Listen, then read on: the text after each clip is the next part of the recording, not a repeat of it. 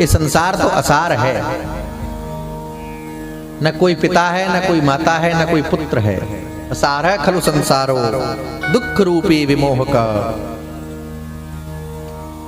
सुख किसको मिला है यहां? दीन कहे धनवान सुखी, धनवान कहे सुख राजा को भारी। राजा कहे महाराजा सुखी, महाराजा कहे सुख इंद्र को भारी। इंद्र कहे मोते ब्रह्मा सुखी, और ब्रह्मा कहे सुख विष्णु को भारी।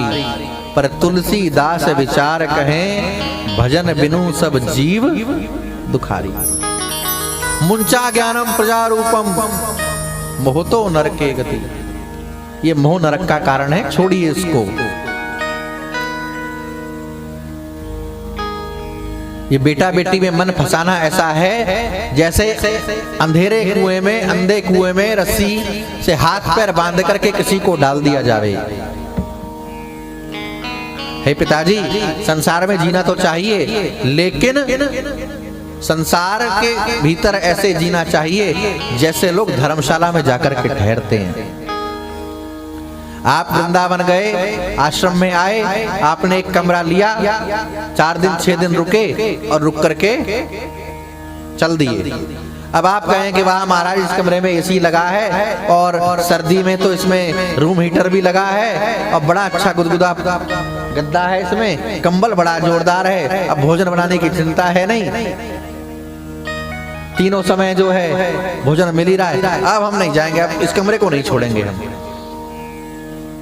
तो क्या होगा? आपका बोरिया बिस्तरा जबरदस्ती निकाल करके बाहर फेंकना पड़ेगा कि भैया कमरा खाली करो। तो ऐसे ही संसार में रहिए। आप में से बहुत लोगों ने रेल का सफर किया होगा, ट्रेन का सफर किया होगा, किया है ना? जैसे साथ में चलने वाला यात्री आपको ट्रेन में ही मिलता है, पहले से तो नहीं जानते कौन ऊपर कौन नीचे कौन साइड में, ट्रेन में ही मिलता है। तो ऐसे ही मम्मी जी, पापा जी, भैया जी, बहन जी, रिश्तेदार नातेदार सब कहां मिले? इस जन्म रूपी डब्बे में आकर के मिले, जीवन की यात्रा में यहां आकर के मिले। अच्छा, अनुकूल मिले तो हंस बोल करके समय कट जाता है, और प्रतिकूल मिले तो ट्रेन में खटपट हो जाती है, नहीं हो जाती लोगों की? ऐसे यहां है। अनुकूलता मिली तो संबंधों में मन फंस गया, प्रतिकूलता मिली तो द्वेष हो गया।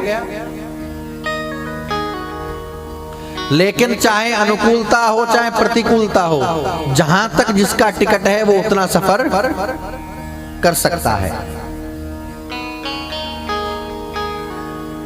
और जब स्टेशन आ जाता है तो उतरना ही। समझदार यात्री कौन है? जो एक स्टेशन पहले ही अपना बोरिया बिस्तरा बांध करके दरवाजे पर आ जाता है कि भैया अब उतरना है। ऐसे ही इस जीवन रूपी यात्रा का जब विश्राम दिखाई देने लगे, जीवन जब विराम की ओर जाने लगे, तो तैयारी कर देनी चाहिए। और भैया कोई पता नहीं है कि हमारा स्टेशन कौन सा होगा, इसलिए हर घड़ी अलर्ट रहिए, तैयार रहिए। भगवान का भजन करते